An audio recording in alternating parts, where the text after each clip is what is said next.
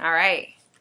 Hi, everybody. My name is Carmen, and I'm going to talk to you a little bit about um, my new posting for my blog. And it's more of an inspirational message. Like I said, if you choose to listen to it, it's up to you. But we're gonna go with it, and we're gonna have a good time doing it. But basically, this portion of the blog is inspired by the people who have came in and out of my life and who have influenced me throughout just my time here, and who have given me advice and given me their wisdom and basically passed on the torch. I look at it as a trail of torches. Each person lights a torch that guides a path to someone's final destination, wherever it may be. So I wrote like 3 pages because there's so many people who have came in my life for the good and have changed a lot of my perspective and perception of different things. So I wanted to share that with you guys. All right, so basically I consider this type of thing, or the type of impression that people make, it's called contagious power. And it's that kind of power that is so strong, it moves through your soul, and all that you can do is just pass it on. So the interactions in my life have, either been good ones or bad ones. And I won't try to focus solely on the bad ones, because I think that without the negative, you would never be able to see the positivity and joy that others can bring in your life. So let's begin. We're going to go through my glory days, or is that what people call it? Their alumni days at K-State Wildcats. And we're going to talk a little bit about the Trail of Torches who lit my path during my time there. So that brings me to my first destination. So I'm going to paint a picture. I'm a visual person, so let's, get into it, and let's see, we're going to see. Okay. So basically, as a college student at Kent State University, I experienced my first real job. And I think that job really influenced where I saw myself going in the near future, especially with pre-collegiate programs. I worked at Upward Bound. Most of you guys know about Upward Bound. And I worked there for about 3 years. And it was my first interaction to something so great and so amazing that it changed my perspective on everything. I interacted with a woman by the name of Kimmery Newsom. Some of you guys might know her. I do believe she is working on her doctorate, but she might have even finished it. It's bad. You got to stay in touch with people. But she was such a strong black female, and throughout the time that I worked with her, she was the assistant director, and she taught me about things, about life and how to be ethical, especially when things were unethical. And she taught me how to believe in the students and give more than just yourself. And I think that she believed so much in the program that it showed, and her courage showed through the way that she interacted with the mentors and the students. So I want to thank her for teaching me about fairness and equality, and how to understand what it truly means to be a powerful person. So that's the start of it. I started as a peer mentor for Upward Bound, and I loved it. I think that was probably the one thing that changed my life for the good, especially with the students. So we're going to move on. So she passed the torch, and I took it, and I kind of ran with it. So later on that year, I became a part of an organization, BSU. And I was not an active member. I was a general member. I usually went to some meetings with my sorority sisters, but I didn't fully go, and I didn't make an effort to go. I think I don't know what it was, but there was an ounce of,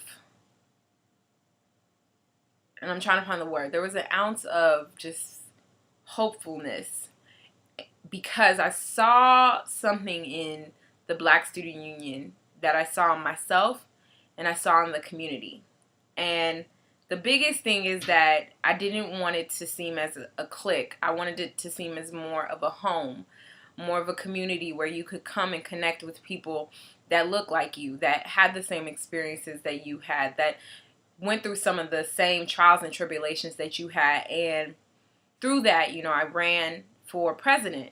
And I did that because I wanted to make a change. I wanted to make an impact. That was actually my slogan, impact, impacting people around campus today. And it was really more so because I knew what it felt like to be an outsider at a predominantly white institution. I knew what it felt like to be the only Black in my class, and I knew what it felt like to probably not have the best connection to all of the Black students, but you wanted to build a strong connection, especially with everyone. But when I did become president, I met the most amazing people, especially on my e-board. Shout out to the old e-board.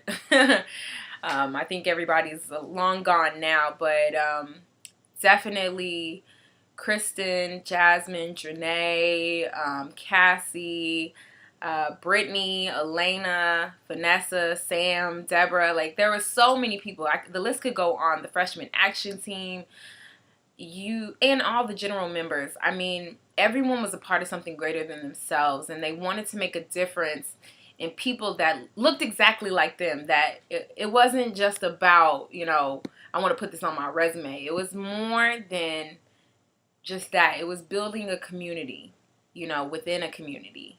And it was understanding each other and understanding the struggles and supporting one another. And that lit the torch into my life because I saw that as passion. And I know that everyone will be successful. And I thank you for giving me that, allowing me to be a leader, but allowing me to be a follower as well and understand so much. 3 individuals that would not be anything without BSU is definitely Brandon Clark, Brian Williams, and Dr. Gordon. They were the foundation for that organization because they gave so much and they cared so much. And their efforts really inspired me to do what I'm currently doing, to give me, a chance to really show myself and show what skills I have. And they believed in me. And I think that when you have people that believe in you, it's so much bigger than yourself because you want to do something that is going to change, maybe people's outlook on things. But it was great. And I can never repay everyone for the things that they have done and the lasting impressions that they have made in my life. But all I can say is thank you for being that torch. So, from BSU, it led into something even more awesome, a great opportunity to become a McNair Scholar at K-State. And for those of you that don't know about McNair Scholars, definitely, if you have a good solid GPA and you are nominated to be a part of that organization, don't pass it up. It's probably one of the most, that's pretty much why I'm here today.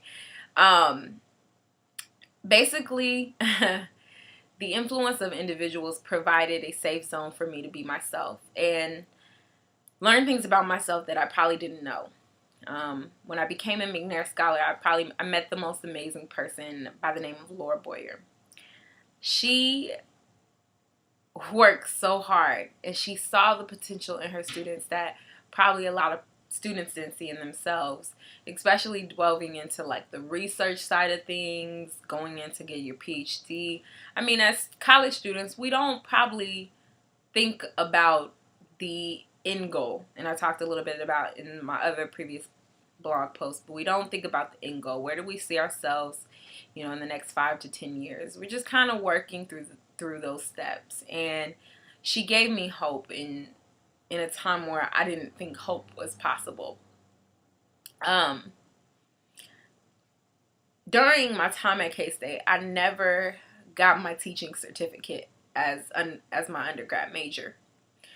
And that was probably my last year, and I was transitioning into a period of getting ready to graduate. So, like everyone, I didn't know what I was going to do. I was unsure, and I wanted to make sure that I knew what I was going to do with my future. Well, being a part of the McNair Scholars Program was one that I'll never forget, because it exposed me to things that I probably would have never even dreamed of.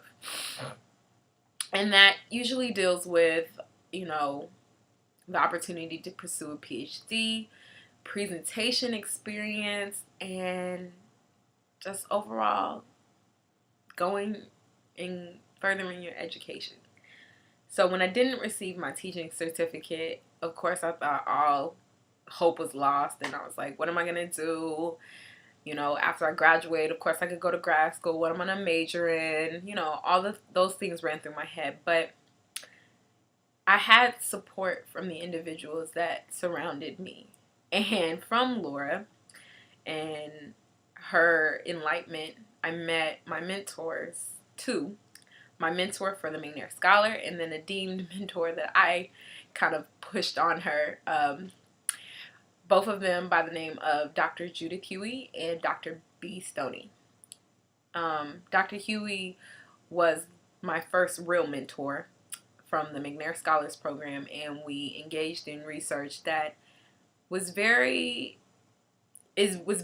monumental to my life, because it showed me that I actually loved to conduct studies, to do research. It actually showed me that this is something that I actually enjoy and something that I see myself doing.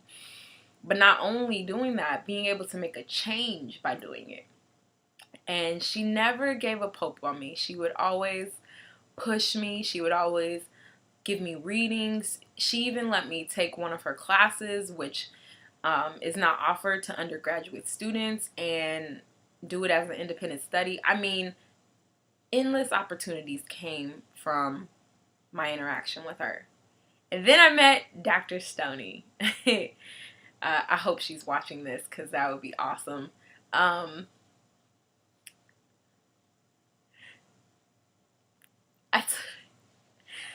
sorry. And this is me being vulnerable with everybody, so bear with me. I met her in the hallway.